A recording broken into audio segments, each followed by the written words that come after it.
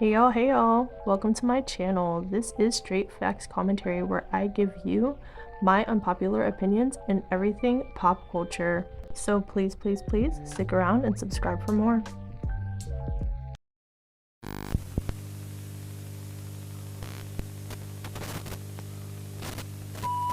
Hey y'all, I am back again with another video, and in today's video, you see the title, we're going to be speaking about Leray, okay, and some stuff she had to say about TikTok, my thoughts and opinions on it, and yours. So if you're interested in pop, female rap, hip-hop, conspiracy theories, trending topics, whatever I feel like talking about, then let's go ahead and get into this video, and don't forget to subscribe. Okay, so I don't know if you guys have heard, but it's going viral all over social media that TikTok is supposed to be getting shut down or something like that. Like they're trying to pass something to get it taken down. And I hope it doesn't get passed fully and I hope it doesn't get taken down. Even though I'm not on TikTok like that often, I do use it for a lot of my favorite food recipes. The food recipes on TikTok are busting. I love finding new recipes when I'm in the mood to cook on there. Also, there is a lot of funny content on there, but I'm not really on there for that. I use it mainly for recipes and research in regards to my disability. I just think it's been really helpful. It's been an amazing tool, and I can't see myself not having that resource for mostly those two things. But apparently they're getting ready to potentially take the app away. And what brings Leray into this is because apparently she responded to that, saying that basically she, as an artist, doesn't need TikTok, okay? And a lot of people had a lot of things to say about that. So let's go ahead and get into what she said exactly. So Leray says this: TikTok is not a streaming platform, and I never looked at it as one. I'm not worried. As long as you don't take away Apple Music, Spotify, SoundCloud, Tidal, AudioMac, YouTube Music, Amazon Music, I'm good. Music and the love I have for it is forever. Okay. So I guess this was just her response to TikTok being taken away, and fans, oh my god, people ate Coi Leray up for this. Okay, so before we get into what the fans had to say, I'm going to say what I have to say about it. I love her optimism, and I think that Coi Leray is a grinder, and she's always putting out music. She's always doing her thing, regardless of if people are super receptive to it all the time or not. She's working, and the more you put in, the more you grind, eventually you'll catch one. I'm a really big believer in just grinding and pushing forward, even if it seems like the odds are against you, or even if it seems like people don't give a crap or things aren't working, because I do it all the time. I feel like I've been working at some of the same crap I've been trying to do for 4 years, and sometimes it just feels like it's stagnant. So keep grinding. That's my advice to anyone. But the people are eating her up because really people don't listen to Coi Leray's music like that. Let's keep it 100. She released the track, I think it's called Wanna Come Through. Yes, Wanna Come Through. I like that record. Remember a while ago, I don't know if any of you guys recall, but I did a review on it and I told y'all to go stream it because I personally liked it, right? But I don't think anybody paid attention to that song. You know what I mean? And I don't think people pay attention to Coi Leray's music in general. You know what I'm saying?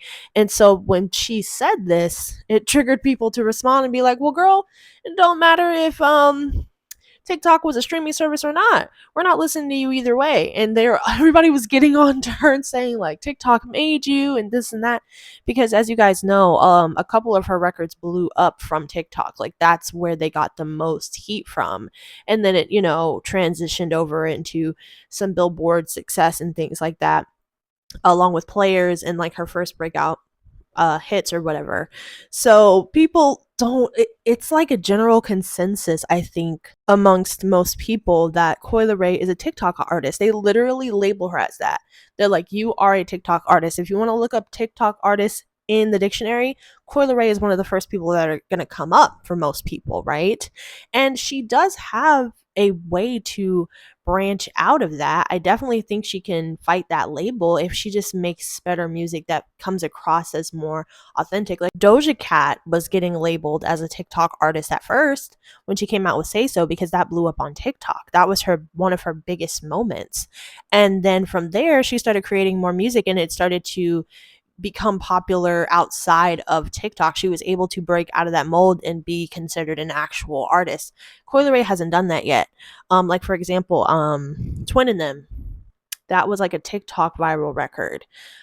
Players, that was a TikTok viral record, and then it translated into the Billboard, and then it hit top 10, and then her Big Purr, all of those. Whatever that song's called, Elevate, Gonna Make Me Elevate, or whatever that song is called. So a lot of her songs have gone viral in a TikTok way, but she hasn't elevated her artistry, in my opinion, to for it to develop outside of that, in my opinion. What I will say has improved is her performance ability.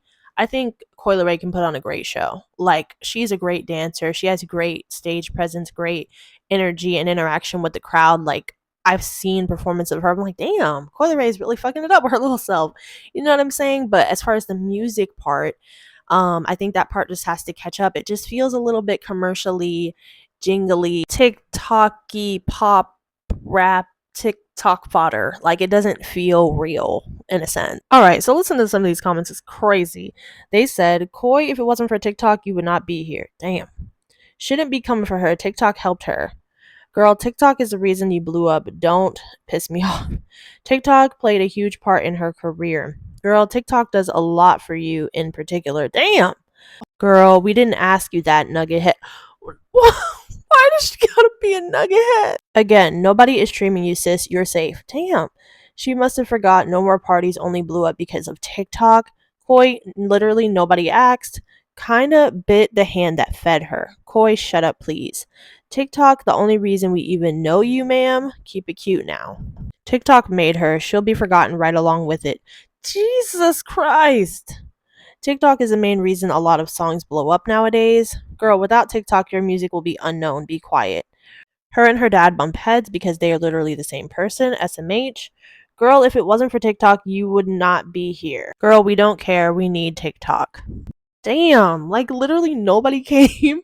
Nobody came to Koi's defense at all. But you know what? Koi, keep grinding. Eventually, hopefully you'll catch something. But the thing is, if she drops another album and the album has no development and it has no progression and it just sounds the same as all of her other albums, she is definitely getting a Come Into My Office episode. Well, she already is supposed to get one, but I'm not just gonna put them out. I'm gonna put them out usually behind something. So a single, an album. They're not just gonna come out randomly for the most part. There has to be a reason why I'm dropping it. But Koi's is definitely coming. If she doesn't improve in her next couple releases, albums, whatever she's gonna do, she's definitely coming into the office.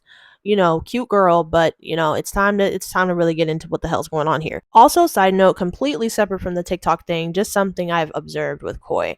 Do you guys remember when Coi was a tomboy? Like, I'm being dead ass serious. Like, think about like a long time ago before she broke into the mainstream.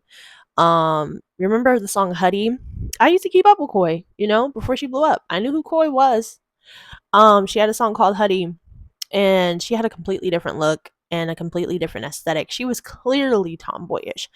And then I feel like when she broke into the mainstream industry and the mainstream got a hold of her, she just completely flipped, like, into the Coi that we know.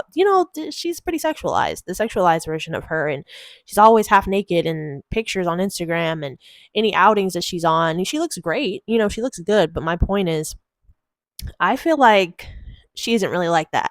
So I just get this impression, and I could be wrong, but before she blew up, she just seemed normal, and she seemed kind of almost like tomboyish, or more. And she's hypersexual now, and I think it's an industry thing for a lot of the female rap girls. I think a lot of them can't get away with being tomboyish, like, in the mainstream. They can't, because that's not what sells. Listen, don't get me started, guys. Don't get me started. But anyway, that's it for this one, and I'll talk to you guys in the next video. Bye.